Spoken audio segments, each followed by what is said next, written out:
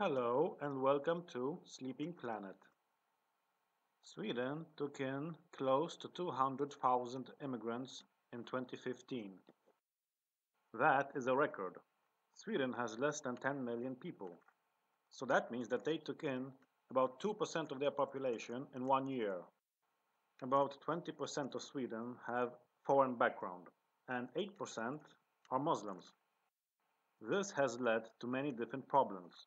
For example, Sweden has now a severe housing shortage, and desperate measures are now being taken. They are putting migrants in schools, churches, and even in tent camps. There was a proposition from a politician to convert garages into immigrant homes. Some are even considering seizing people's summer cottages, which are quite popular in Sweden. This is a refugee camp in Jordan, and this is a refugee camp in Sweden. It looks similar, except that the winter is much colder in Sweden. So how is this an improvement for refugees? But it's not just housing. A lot of immigrants have a hard time integrating into Swedish society. The bigger the difference in culture, the harder it will be for people to integrate. For example, people from Finland will have an easier time integrating into Swedish society than people from the Middle East. Most immigrants prefer to live with people from the same country. The result is that we get ghettos, and that leads to all kinds of problems. There's the obvious problem of people being outside of the mainstream society and not being able to participate in what the host country has to offer. Then you have problems with unemployment and criminality. There are many reports of police and firemen being attacked when they go into immigrant areas. We essentially get isolated enclaves of people who have their own culture and who become, to some extent, self-governing. Research from the Swedish Statistical Central Bureau, or the SCB, shows that even after 7 years, half of immigrants still weren't able to find work. In some ghettos, the unemployment is as high as 50%.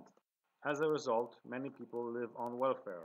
This puts a strain on the welfare and healthcare systems, which affects everyone, including native Swedes. They become stuck in a trap, unable to leave Sweden because then they'd lose their benefits, but also unable to find real jobs. And their children will also be facing the same problems. They become a permanent underclass, and all of this leads to resentment towards Swedes. And then you have a backlash of Swedes not liking immigrants. Every country has a certain ability to absorb immigrants, and Sweden's limit has been reached, and even crossed. 30 years ago, the situation was different. Sweden was in a position to help others. But now, things have dramatically changed. Newly arrived immigrants today do not have a bright future in Sweden.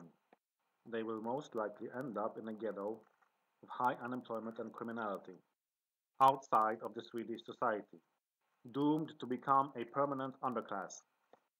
Sweden claims that they accept immigrants on humanitarian grounds.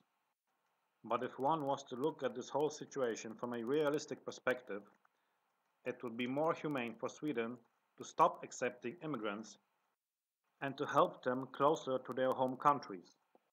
That would also prevent migrants from going on these dangerous journeys to Europe, where they could lose their lives.